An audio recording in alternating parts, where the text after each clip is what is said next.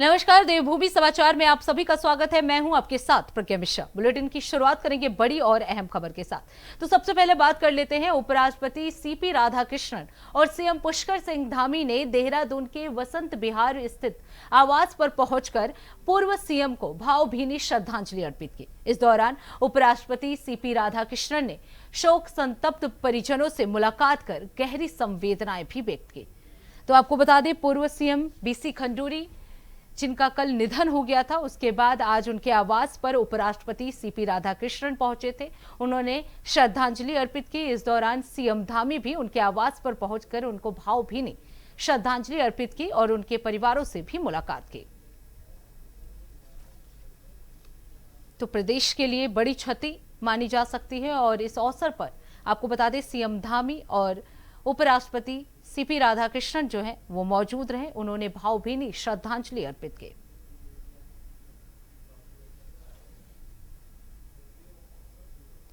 तो आपको बता दें, उपराष्ट्रपति सीपी राधाकृष्णन भी उनके आवास पर पहुंचे थे, जहां पूर्व सीएम को श्रद्धांजलि अर्पित की गई। उनके परिवार से भी मुलाकात किया गया। उन्हें भी संवेदनाएं व्यक्त की गई। गहरी संवेदनाएं उनके परिवार की तरफ से व्यक्त किया गया। उपराष्ट्रपति सीपी राधाकृष्णन ने शोक संतप्त परिजनों से मुलाकात कर गहरी संवेदनाएं जो हैं वो व्यक्त की। इस दौरान उनके साथ सीएम धामी जो हैं वो भी मौजूद रहे। तो आपको बता दें, वसंत विहार स्थित आवास पर पहुंचकर पूर्व सीएम को भावभीनी श्रद्धांजलि अर्पित की गई। इस दौरान उपराष्ट्रपति सीपी राधाकृष्णन ने शोक संतप्त परिजनों से मुलाकात कर गहरी संवेदनाएं भी व्यक्त की।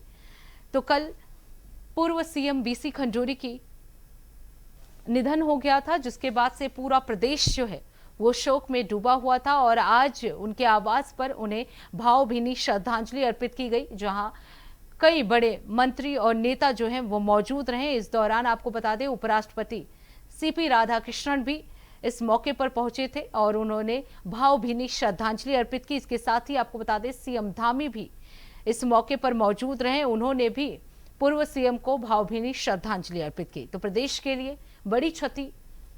आपको बता दें, पूर्व सीएम जिनका कल निधन हो गया था, उसके बाद से लगातार मंत्री और प्रदेश के कई कार्यकर्ता जो हैं उनके आवास पर पहुंच रहे थे। उन्हें श्रद्धांजलि अर्पित करने के लिए उनके आवास पर पहुंचे थे और आज की बात की जाए तो सीएम धामी ने भी उन्हें उनके आवास पर भावभीनी श्रद्धांजलि अर्पित की। उपराष्ट्रपति भी इस मौके पर मौजूद रहे। उन्होंने भी भावभीनी श्रद्धांजलि अर्पित की। तो देहरादून में पूर्व सीएम बीसी खंडूरी को श्रद्धांजलि अर्पित की गई। इस दौरान कई बड़े नेता जो हैं वो मौजूद रहे। तो पूर्व सीएम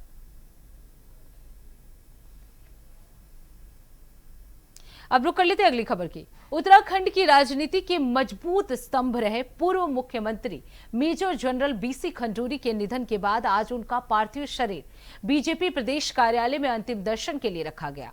इस दौरान सीएम धामी, सांसद, मंत्री, विधायकों और कार्यकर्ताओं ने उन्हें श्रद्धांजलि अर्पित की।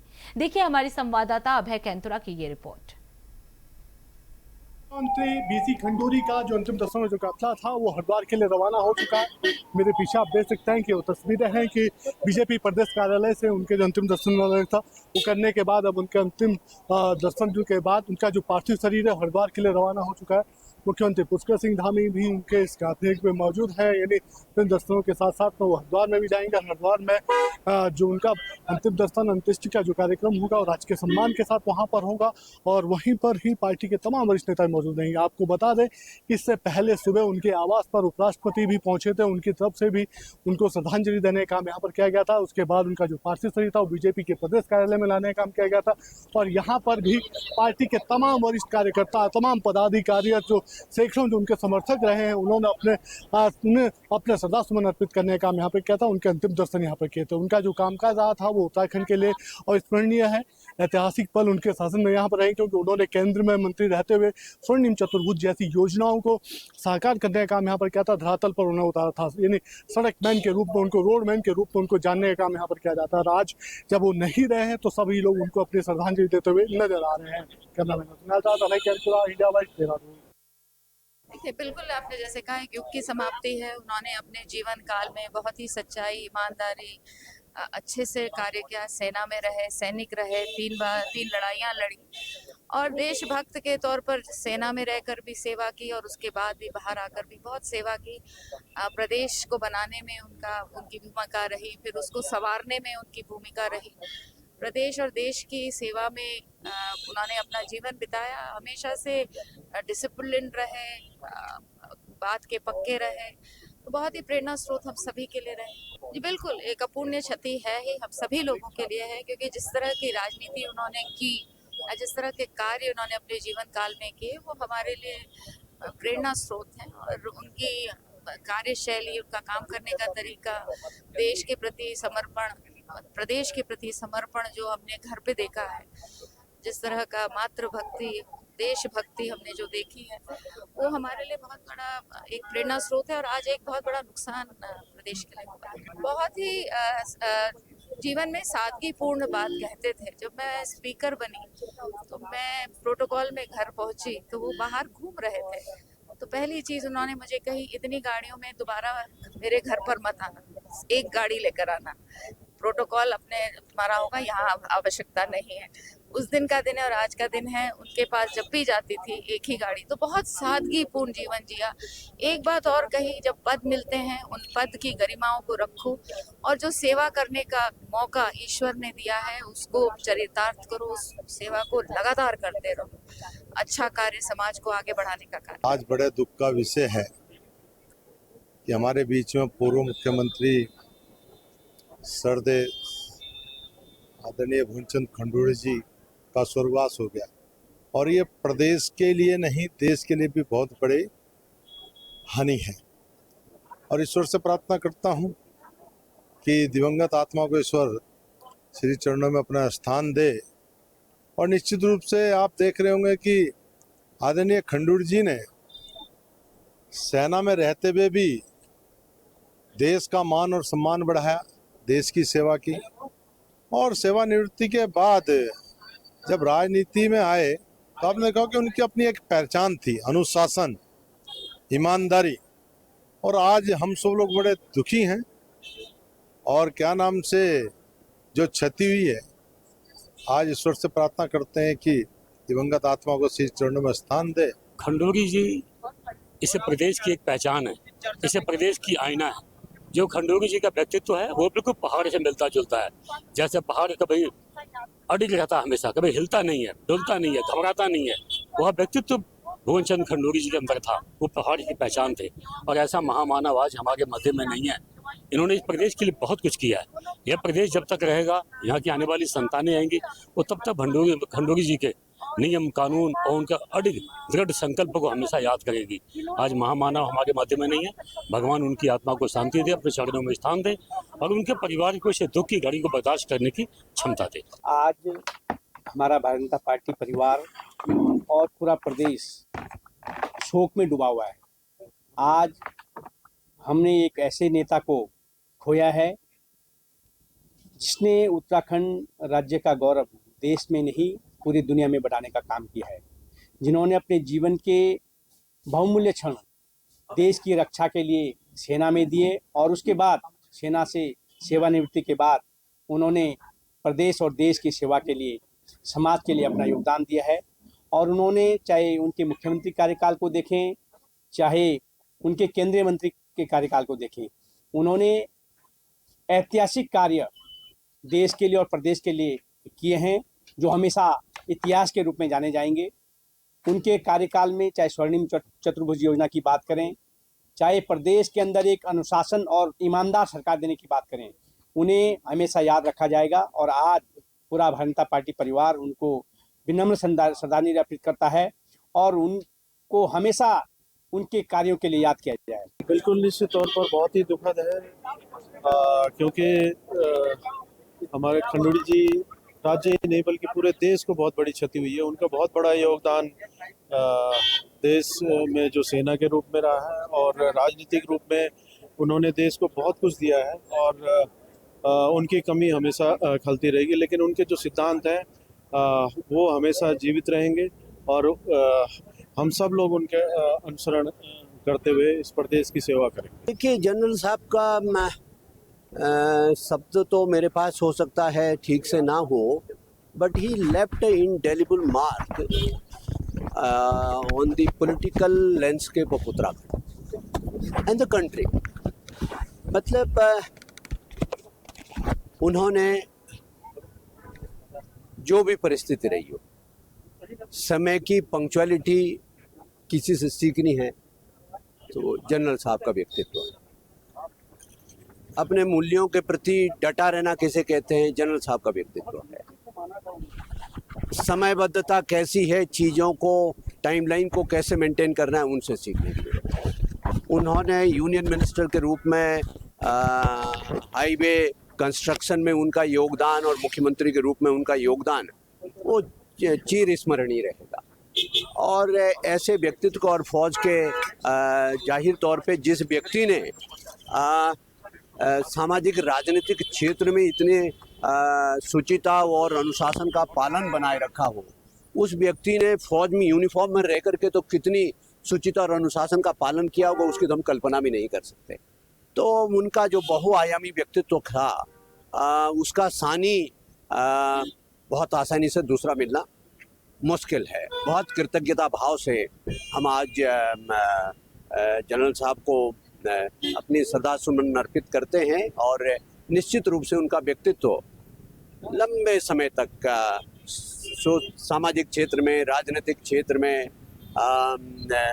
लोगों को प्रेरित करता रहेगा। एक ईमानदार आदमी, स्वस्थ छवि एकदम, जो मन में आया जो कह दिया उसे करना है, टाइम के पाबंद। एक एरा का समाप्ति हुई, हम उनको मिस करेंगे हमेशा। उनके आदर्शों पे चलने का प्रयत्न कर रहे हैं और आगे भी करते रहें। तो फिलहाल रुकते एक छोटे से ब्रेक के लिए, ब्रेक के बाद जल्द लौटेंगे। देखते रहिए इंडिया वॉइस। तो ब्रेक के बाद एक बार फिर आप सभी का स्वागत है। रुक कर लेते हैं खबरों की ओर। देहरादून में आयोजित उच्च स्तरीय बैठक में बागेश्वर जिले में हिल हेरिटेज राज्य अतिथि गृह निर्माण की विस्तृत परियोजना रिपोर्ट पर चर्चा की गई। ये परियोजना लगभग 17 करोड़ रुपए की लागत से ग्राम टेलापालन तहसील बागेश्वर स्थित 45 नाली भूमि पर विकसित की जाएगी। राज्य संपत्ति विभाग द्वारा प्रस्तावित इस भवन को उत्तराखंड की पारंपरिक पहाड़ी वास्तुकला और आधुनिक सुविधाओं के समन्वय के रूप में तैयार करने पर जोर दिया गया। अधिकारियों के अनुसार यह अतिथि गृह न केवल प्रशासनिक जरूरतों को पूरा करेगा, बल्कि क्षेत्रीय पर्यटन और सांस्कृतिक पहचान को भी बढ़ावा दिया जाएगा। बैठक में इस बात पर भी सहमति बनी कि परियोजना को एकत्रित भवन मॉडल के रूप में विकसित किया जाए, जिससे दूरस्थ क्षेत्रों में आधारभूत ढांचे को मजबूती मिलेगी। मुख्यमंत्री पुष्कर सिंह धामी की विकास की सोच से ये कदम महत्वपूर्ण माना जा रहा है।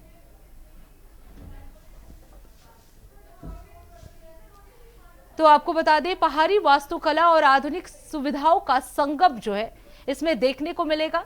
आधुनिक सुविधाओं का संगम इस पूरे विभाग में देखने को मिलेगा। आपको बता दें, पर्यटन संस्कृति को भी इससे बढ़ावा मिलने वाला है। तो 17 करोड़ की परियोजना पर सचिवालय में मंथन हुआ, बातचीत हुई।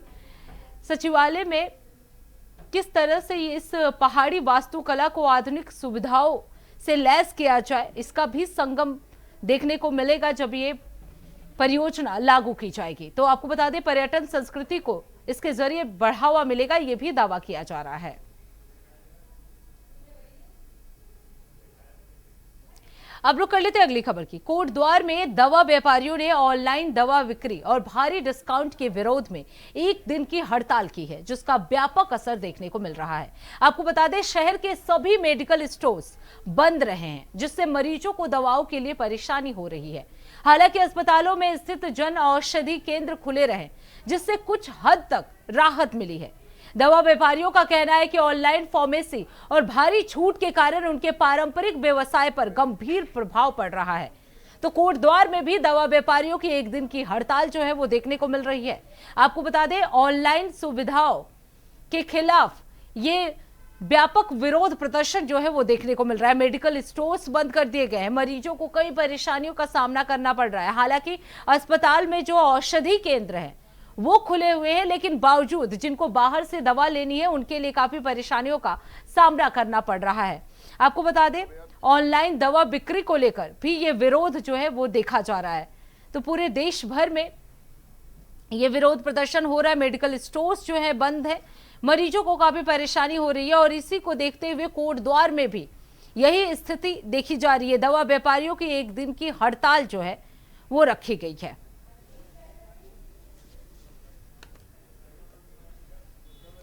तो मेडिकल आज ऑल इंडिया केमिस्ट ऑर्गेनाइजेशन द्वारा ऑनलाइन के मुद्दे पर और कई कोरोना के टाइम पे जो नियम लगाए गए थे उनके मुद्दों को लेकर हैवी डिस्काउंट, बिना प्रिस्क्रिप्शन के, मतलब एआई के द्वारा फॉल्स एडिटेड प्रिस्क्रिप्शन पर दवाइयों का उपलब्ध होना, इनके खिलाफ हमारा जो है ये बंद है।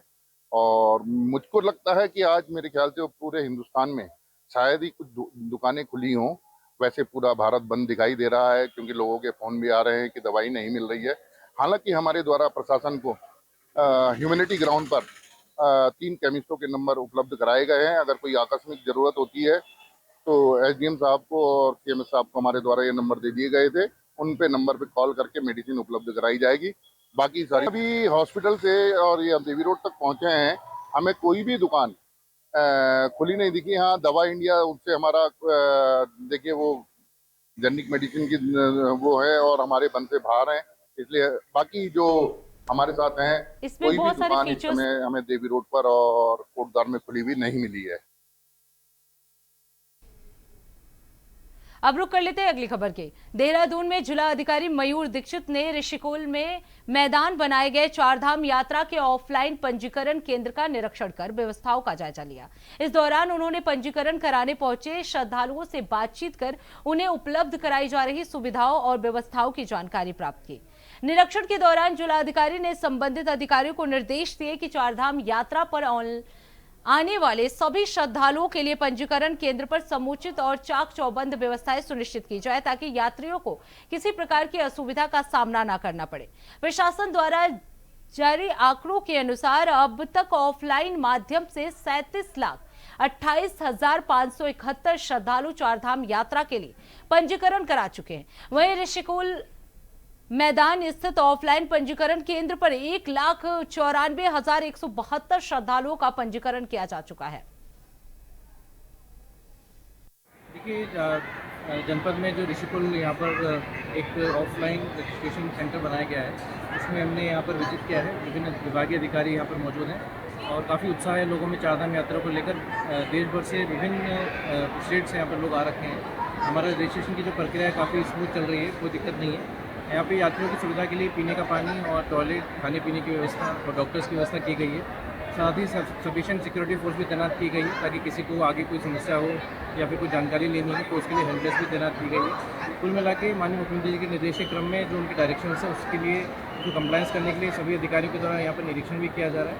और जैसा हम देख रहे हैं कि कुछ दिनों से यहाँ पर अच्छी श्रद्धालुओं की संख्या आ रही है, तो श्रद्धालुओं से भी बातचीत की गई है। उनको किसी की कोई और समस्या है इस बारे में भी उनसे चर्चा की गई है और जो भी आने वाले समय में उनको आगे जो यात्रा करनी है चारधाम की उसके बारे में भी उनको गाइड किया। अब रुक कर लेते हैं अगली खबर की। रुड़की के गंग नहर कोतवाली क्षेत्र के राजेंद्र नगर चौक स्थित एक पैथोलॉजी लैब में एक युवक द्वारा युवती के साथ कथित अश्लील हरकत का मामला सामने आया है। स्थानीय लोगों के अनुसार लैब में मौजूद कर्मचारी पर युवती के साथ आपत्तिजनक स्थिति में पाए जाने का आरोप लगा, जिसके बाद मौके पर हंगामा बढ़ गया। सूचना मिलने पर पुलिस गंगनहर कोतवाली की टीम मौके पर पहुंची और आरोपी को हिरासत में लेकर जांच शुरू कर दी। मामले में युवती की शिकायत पर संबंधित धाराओं में मुकदमा दर्ज किया गया है और आगे की कानूनी कार्रवाई जारी है। एसपी देहात ने बताया कि जांच चल रही है और सभी साक्ष्यों के आधार पर आगे की कार्रवाई की जाएगी। पुलिस ने स्थिति पर निगरानी बढ़ा दी और सुरक्षा सुनिश्चित की है। देखिए, पीड़िता ने ये कंप्लेन करी कि उसका जानने वाला है, मित्र है, वो उसको किसी बहाने वहाँ लेके गया और उसने उसके साथ छेड़खानी मोलेस्टेशन किया। उसमें हमने एफआईआर पंजीकृत कर ली है। अभियुक्त को हमने अरेस्ट कर लिया था, डिटेन कर लिया था। बाकी इन्वेस्टिगेशन आगे चल रही है। दोनों बालिग हैं और जो कंप्लेन के तथ्य इंग्रेडिएंट हैं उसके हिसाब से आगे लीगल कार्रवाई चल रही है। हंगामा वाली कुछ लोग ऐसा कुछ आक्रोश था, लेकिन दो थाने में आकर के क्योंकि लीगल कार्रवाई सब हो चुकी है तो उसके हिसाब से आगे सारी चीजें डिस्पोज। अब रुक कर लेते हैं अगली खबर की। हरिद्वार के श्यामपुर वन रेंज में संदिग्ध बाघ शिकार मामले का वन विभाग ने खुलासा करते हुए एक आरोपी वन गुर्जर को गिरफ्तार कर लिया है, जबकि दूसरा आरोपी फरार बताया जा रहा है। आपको बता दें, फरार आरोपी की तलाश में लगातार दबिश दी जा रही है। वहीं डीएफओ स्वप्निल अनिरुद्ध ने बताया कि 18 मई की शाम सज्जनपुर बीट क्षेत्र में चलाए गए सर्च अभियान के दौरान लगभग 2 वर्ष आयु के नर बाघ का शव बरामद किया गया। बाघ के चारों पैर कटे हुए थे, हालांकि उसकी खाल और दांत सुरक्षित पाए गए। घटनास्थल से एक मृत भैंस का भी शव मिला है। प्रारंभिक जांच में आशंका जताई गई है कि बाघ को विषाक्त पदार्थ देकर मारा गया है और बाद में उसके पैर काटे गए हैं। वन विभाग का मानना है कि आरोपी रात में बाघ की खाल और दांत निकालने की तैयारी में थे, लेकिन समय रहते कार्रवाई होने से उनकी योजना विफल हो गई। मामले में आरोपी आलम उर्फ फम्मी को गिरफ्तार कर लिया गया, जबकि आमिर हमजा उर्फ मियां फरार है।